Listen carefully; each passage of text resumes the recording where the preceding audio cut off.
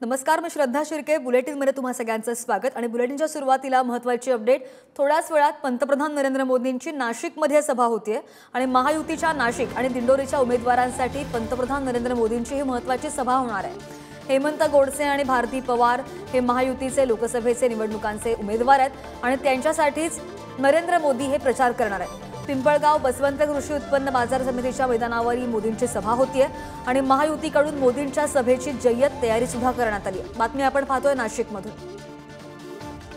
अधिकची माहिती घेऊयात. आमचे प्रतिनिधी किरण ताजणे आपल्या सोबत आहेत. किरण, आपण पाहतोय थोड्याच वेळात पंतप्रधान मोदी पोहोचतात. किती वाजेपर्यंत पोहोचतात आणि कशी जय्यत तयारी करण्यात आली आहे मोदींच्या सभेसाठी?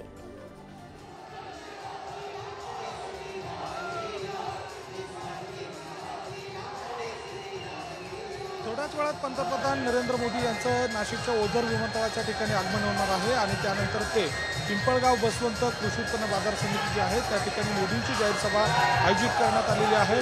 महायुतीचे दोन्ही उमेदवार नाशिकचे हेमंत गोडसे आणि दिंडोरी लोकसभेच्या महायुतीचे उमेदवार डॉक्टर भारती पवार यांच्यासाठी ही जाहीर सभा होते आणि त्यासाठी आपण दृश्य बघूयात की या ठिकाणी मोठ्या प्रमाणात जे नागरिक आहेत, दोन्ही मतदारसंघातले मतदार आहेत ते या ठिकाणी पोहोचलेले आहे. मोठ्या प्रमाणात महायुतीचे उमेदवार चे जे कार्यकर्ते आहेत, पदाधिकारी आहेत ते देखील या ठिकाणी पोहोचलेले आहेत.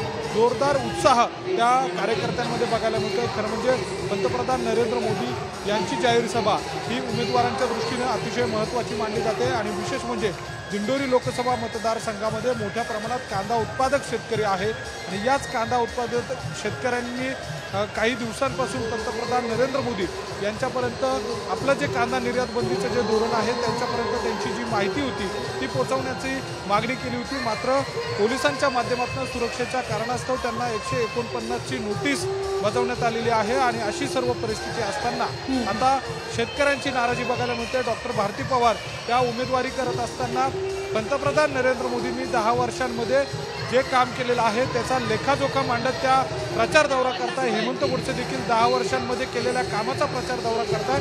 मात्र सध्याच्या घडी जर बघितलं तर पंतप्रधान नरेंद्र मोदी यांच्यासह राज्यातील जे महायुतीचे नेते आहेत त्यांच्या उपस्थितीमध्ये ही जाहीर सभा पार पडते आणि त्याच अनुषंगाने आपण जर बघितलं तर हा पदाधिकाऱ्यांचा उत्साह आहे. वेगवेगळ्या ठिकाणाहून हे सगळे पदाधिकारी कार्यकर्ते आलेले आहेत. काही कार्यकर्ते, उत्साही कार्यकर्ते आपल्याला बघायला मिळत आहेत. त्यांची प्रतिक्रिया जाणून घेऊयात. काय सांगाल, पंतप्रधान नरेंद्र मोदींचा दौरा आहे, काय भावना आहे? काय म्हणताय? पंतप्रधान नरेंद्र मोदी येत आहे, काय भावना आहे तुमच्या? आमच्या भावना इतका उत्साह तुम्ही बघता, इतका उत्साह आहेत. ज्या आमच्या नरेंद्र मोदी साहेबांनी जे विश्वपटलावर नाव केलंय ते व्यक्तीचे आज आम्हाला दर्शन होणार आहेत. अशा राष्ट्रप्रेमी, राष्ट्रहिताच्या व्यक्तीले आज येण्याचे आम्ही एकदम आतुरतेने वाट बघतोय ना.